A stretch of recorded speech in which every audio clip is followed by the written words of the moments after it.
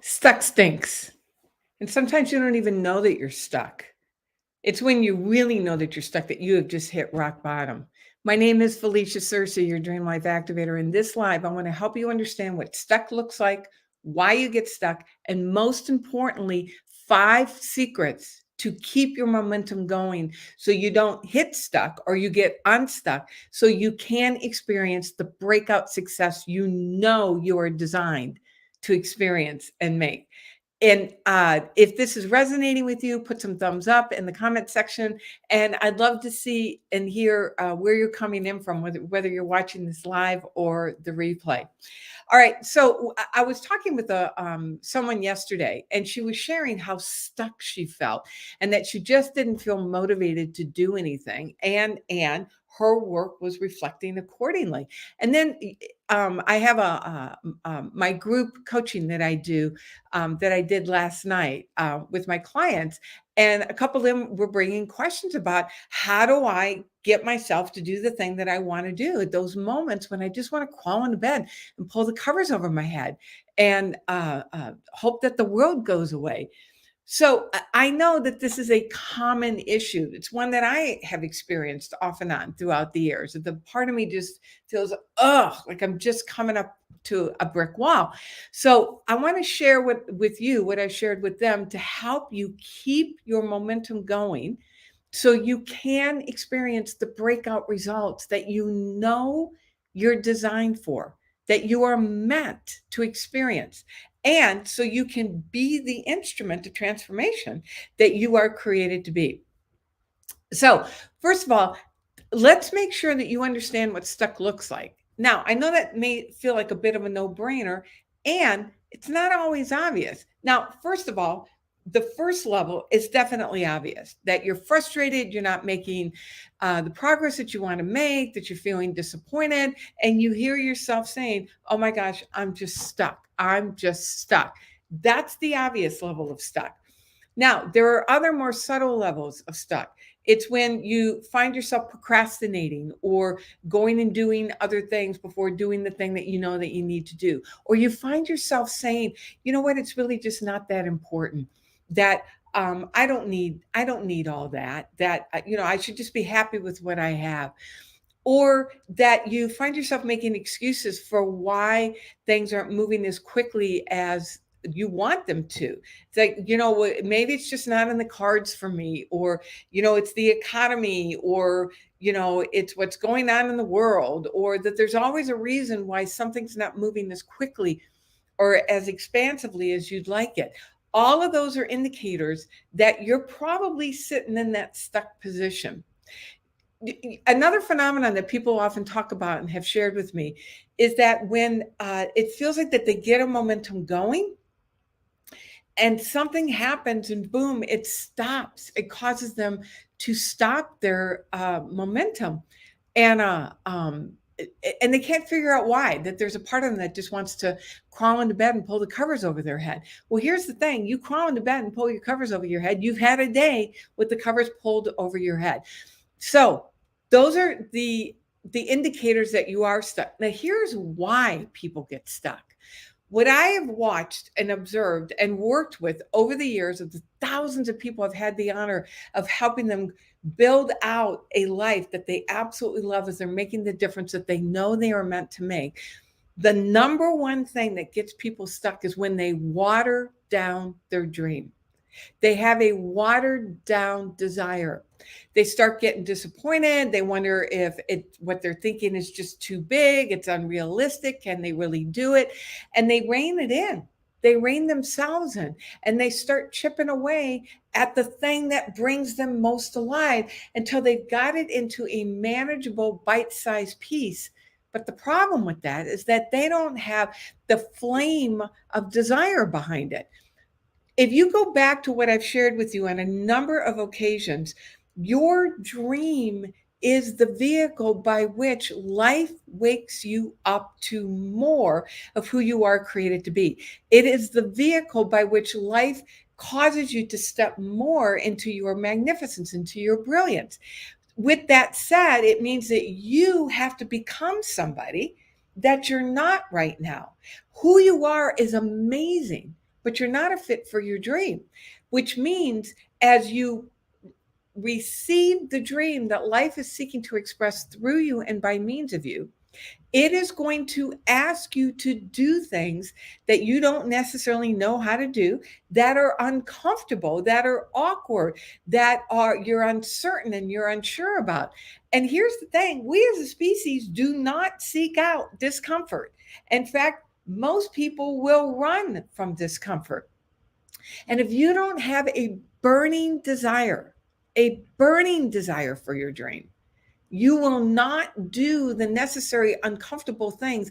In the beginning, they don't stay uncomfortable, but in the beginning, they're uncomfortable. And you won't do those things unless you have a burning desire. Here's the other thing, without a burning desire to step into something beyond anything that you've ever known for yourself before, you won't grow. And if you're not growing, you're not living your dream. So, number one, the number one reason why people get stuck is because they water down their desire. They don't have a burning desire. I was talking with this woman yesterday, and she was sharing, I just can't get myself to do the things that I know I need to do. And I asked her, I said, are you in love? When you get up and you see these things on your calendar, are you in love with them? And she was like, well, no, but it's fine. You will not do those things for fine. I'm just telling you, you will not do those things for fine. You do the things that you say, oh my gosh, I have to do this. All right, so that's reason number one. Reason number two, and so if you can relate to that, whether you're watching this live or the replay, put some thumbs up. It can definitely relate in the comment section. All right, so reason number two, you're moving along, you're taking action, but it just may not be moving as quickly or as expansively as you would like, so you get disappointed. Here's a news flash. Again, we as human beings will do everything in our power to avoid disappointment. We do not race toward disappointment. And so when you start feeling some discouragement, you start feeling some disappointment, it's a normal inclination to back away. It's actually not natural, but we have wired ourselves, especially as we've, come into adulthood, you've wired yourself to start backing away from disappointment. And this is when you find yourself getting stuck, because this is when you got to lean in and master whatever it is that this activity is asking you to do, that there's a mastery level that you're being called to. And along the way, there's a learning curve, and you trip and you fall, and it feels awkward and uncomfortable. And we label that as failure and disappointment and then back away from it. Unless we learn how to deal with our disappointment, unless you learn how to deal with that discouragement, you will not continue to do the things that you need to do to move your initiative forward, to move your dream forward. All right, so that's reason number two. Reason number one, you have watered your dream down. Reason number two, you're starting to experience disappointment and frustration because it's not moving as quickly as you would like, and you're not getting the breakout results that you would love. And number three, the thing that will cause you to get stuck, potentially unaware and unattended to, is that when things really start moving and you get some momentum and good things start to happen, there's a voice that jumps up and says, you don't deserve this much good. It's a voice that says, we need to water this down. We need to tap it down. Who do you think you are that you could have this kind of good? There's so many other people suffering. Why you? Well, my answer to that is, why not you? All right, so those are the three reasons that I am aware of. I know there's lots of others, but those are the three main reasons that I see as to why people get stuck. Now, and again, if you can relate to any of these, whether you're watching this live or the replay, put some thumbs up and I can relate in the comment section. Now, I don't want to just leave you with reasons why you get stuck. I mean, you're very aware of, that you get stuck at times. Here's the important conversation: what to do about it. When you find your momentum slowing down, you find yourself getting frustrated, and you hear yourself saying, oh my gosh, I'm just stuck. Here's what you can do about it. Number one, go back to your vision. One of the things that I help people with is to build out a vision that you are on fire with, that we work to clarify and calibrate your vision. So as you read it, there's a part of there's, not just a part of you, but your whole system lights up and says, oh my gosh, I love this. You are compelled to do it. You are on fire with it. One of the fastest ways to get unstuck is to go back and make sure you are in love with your vision. And if you're not, then work with it and cause yourself to hear what is it that's seeking expression through you that brings you most alive, that you love. You wake up and you see the what you got on your calendar, your schedule for the day, and say, oh my gosh, I love this. I'm thinking of Summer, who, started doing this work and got super clear about what is it that she would love and got help with clarity and calibration. And now she wakes up and says, oh my gosh, I love my life. I love doing what I'm doing. All right. So that's secret number one: fall back in love with your vision. Build that burning desire. Number two, understand where that vision came from. Remember, we talked how I said that one of the reasons why people get stuck is that they don't feel like they deserve it.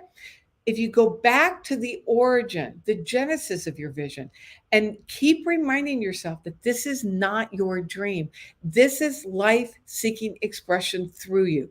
This is life dreaming its life, its dream through you. You are the instrument through which life force energy expresses, and you are the way that you're bringing this good that life force energy is seeking to express in our world.